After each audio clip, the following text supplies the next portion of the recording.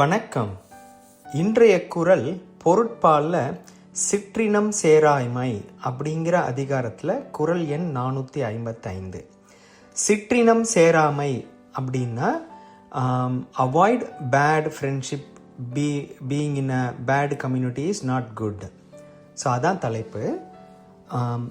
குறள் மனந்தூய்மை செய்வினை தூய்மை இரண்டும் இனந்தூய்மை தூவா வரும். இந்த குறளில் வள்ளுவர் என்ன சொல்கிறாருன்னா, நம்மளுடைய மனசு நல்ல மனசாகவும் செய்ய செயல்கள் நல்ல செயல்களாகவும் இருக்கணும் அப்படின்னா நம்மளோட சுற்றி இருக்க நம்மளுடைய மக்கள், நம்ம ஃப்ரெண்ட்ஸு எல்லாரும் நல்லவங்களாக இருக்கணும். அப்படி இருந்தால் நம்மளுடைய செயல்கள் எல்லாமே நல்லா இருக்கும் அப்படின்னு சொல்கிறாரு.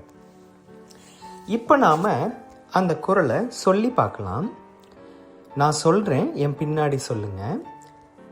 மனம் தூய்மை செய்வினை தூய்மை இரண்டும் இனந்தூய்மை தூவா வரும். இப்போ என் கூட சேர்ந்து சொல்லுங்க. மனம் தூய்மை செய்வினை தூய்மை இரண்டும் இனந்தூய்மை தூவா வரும். மனம் தூய்மை செய்வினை தூய்மை இரண்டும் இனந்தூய்மை தூவா வரும்.